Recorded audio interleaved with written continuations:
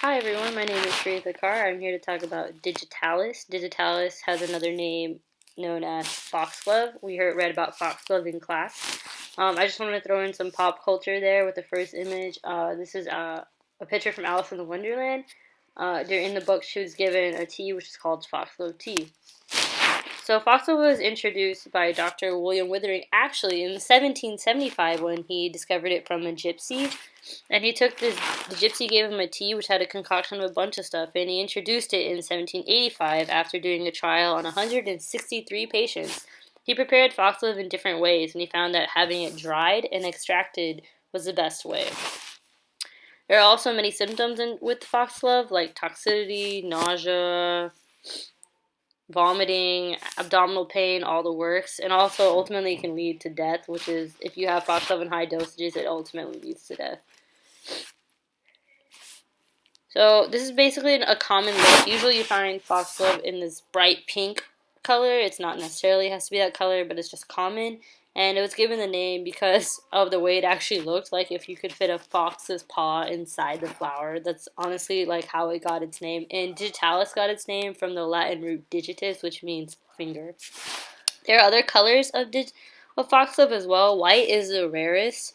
There's also purple, violet, sometimes ranging to indigo, but pink is usually the most common you see in botanical gardens and other flower areas. You just see the color pink usually. But the main medicinal purposes was they found that it had a glycoside inside of the extract of foxgloves, and we know what glycosides are. We read about them in class, and this glycoside can help with contractions and blood volume, basically increases it. So it helps with people with congestive heart failure, ulcers, all those diseases. So what is a glycoside? We already know what a glycoside is, but it's basically just a steroid and a sugar.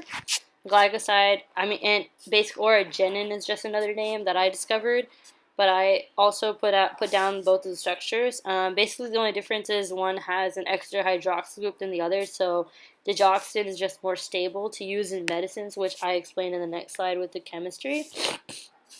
Basically, you can use digoxin to make it a tablet. It's just more stable to use than digitoxin in terms of medicine, so you find digoxin as used in pharmaceutical drugs. So basically, the body, what happens when you put digoxin in the body? So it inhibits the NAK pump, so it increases intracellular NA, which increases cytoplasmic calcium, and then calcium will interact directly with cardiac cells, and it just makes the contractions harder and just pushes out more blood. So basically, this is just another mechanism for people who are more visual learners. So you can see how the calcium is coming in, because of that influx of sodium and how K is getting pushed out, and that's only whenever digoxin is present inside the blood. And but there are also risk factors with taking this drug, so you can actually decrease the tolerance to the drug, so it can start impacting other areas in the body which you don't need, because you can't release this toxin by urine. It's going to stay inside the blood, which is very deadly in general for many drugs if you can't release it through the urine. And I also want to insert an extra little video about foxglove for people who are interested in foxglove. Basically, just know that this video is going to talk about the way it looks, its petals, where you can grow it, what type of temperatures, what type of soils. I learned that you can only grow foxglove in acidic soils. These are some sources for people for the sources of where I got my information, but people are also more than welcome to go check out these sources. Basically, what I learned is that there are many therapeutical risk factors, very many therapeutical uses with foxglove, so you just have to be very careful. Thank you, and have a great day.